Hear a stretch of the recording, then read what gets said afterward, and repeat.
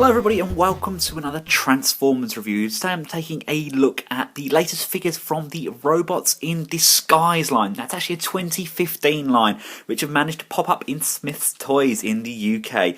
This is the Deluxe style Bumblebee. Oh, he actually looks really nice. I saw these and they look very I know they're all cartoons, but it looks very anime-ish. I say anime-ish, kind of very much like the Transformers animated series. It's a cross between Transformers Prime and Transformers Animated, in my opinion. Looking at the side of the box, we've got Bumblebee there with his Autobot logo on, and look at that smirk. He's kind of proud of himself there, isn't he?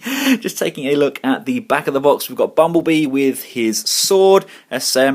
Yes, is that a selling point now that it's 7 easy steps? I'm not entirely sure. And you can also download, you can like scan the apps in, and you can scan his Autobot logo, and you can put him into the cell phone game available on the App Store and Google Play. Because it's a UK release, we have no bio on there at all. On the bottom there, we've got Grimlock, Steeljaw, and Strongarm. The other figures are available in Wave 1. And basically, do not eat your toys, you will choke.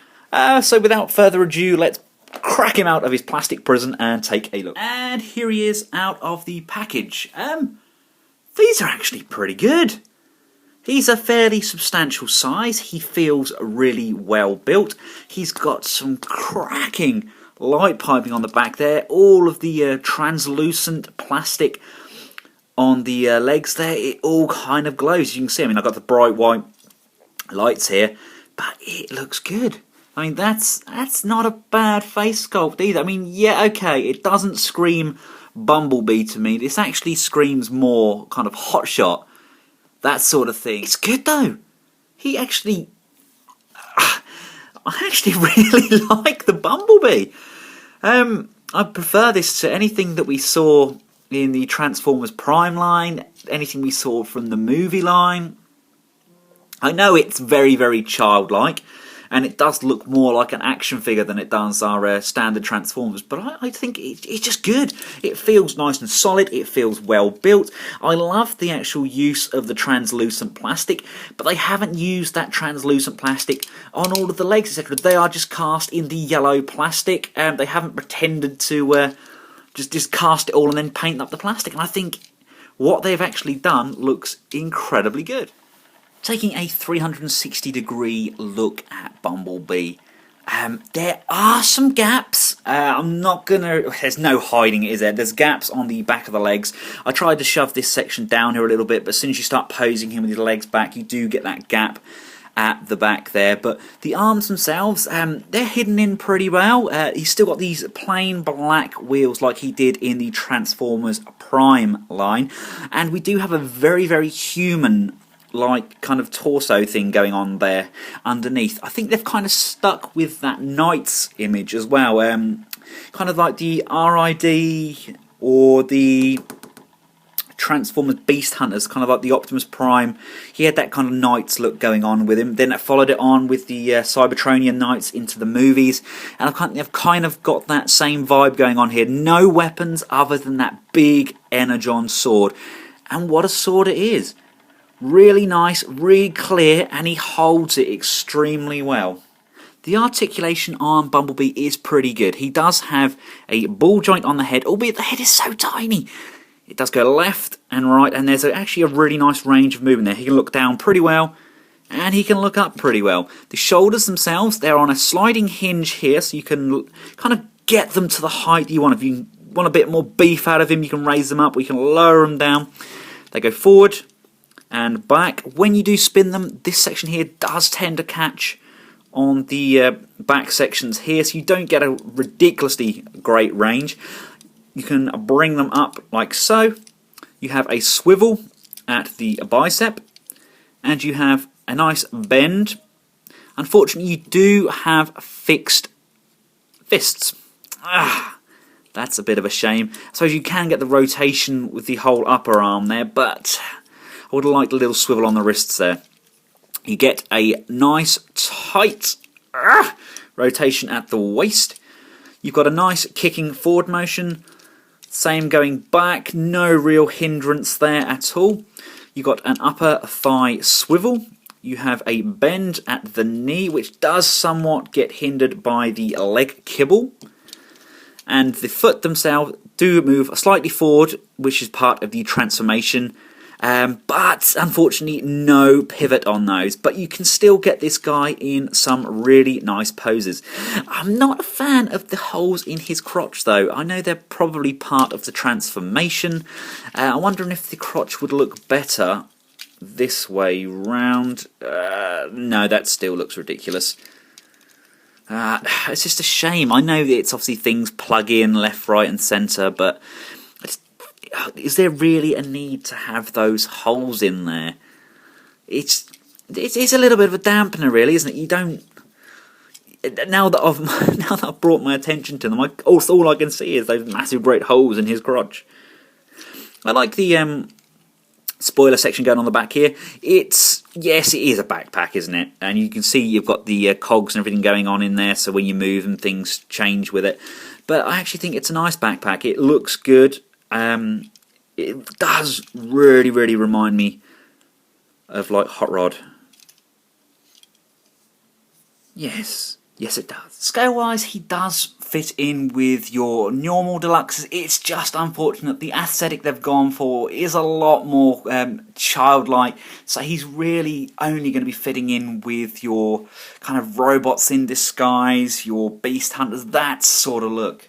But hey, he still towers over Masterpiece Bumblebee, and at a fraction of the cost. Now apparently this guy is super easy to transform, so let's see if even I can do this one.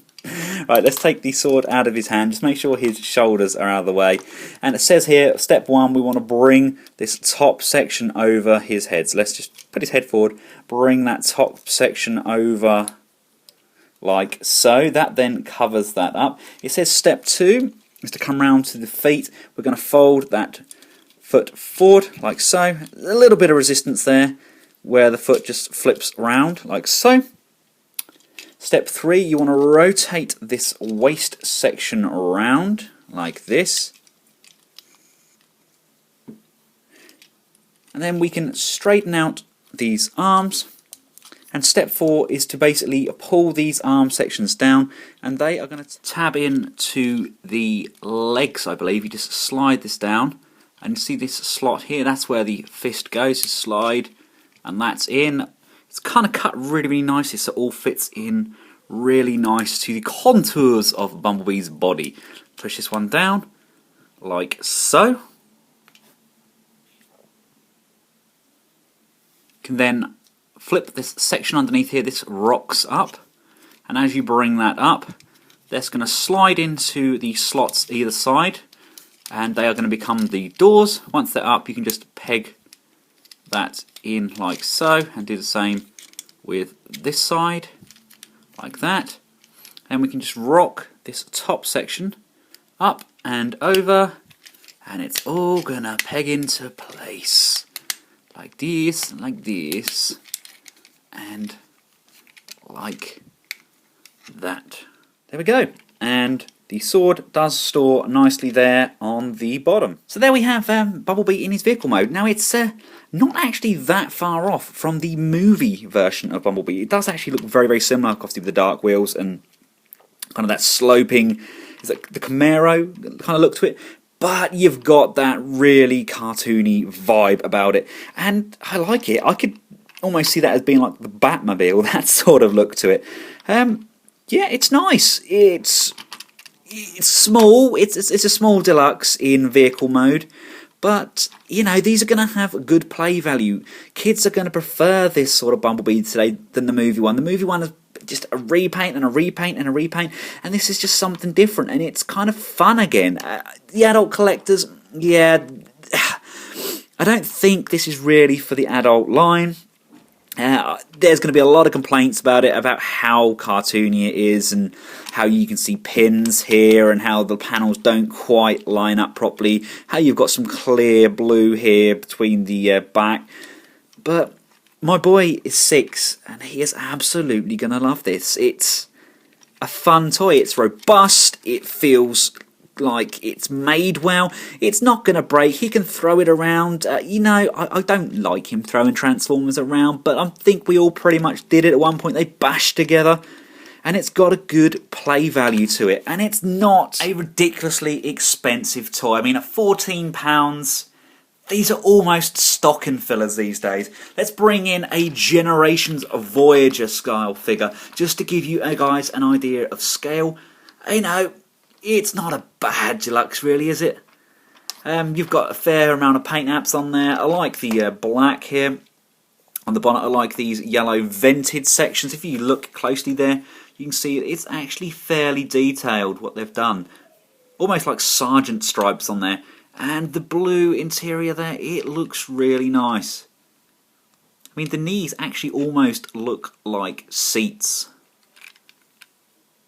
It's just a nice toy. I actually honestly can't wait to get the other guys out of their packets and get them all transformed and have a little play with them.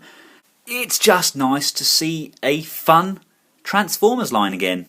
My boy was getting a bit bored with some of the stuff they were offering. Yeah, he's going to love it. So thank you, Hasbro. Well done, you people. Right, guys, I'm going to go and have a little play with this guy and crack open some more and try and get some more reviews done. Until next time, from myself and the Robots in Disguise 2015 line Deluxe Bumblebee, goodbye.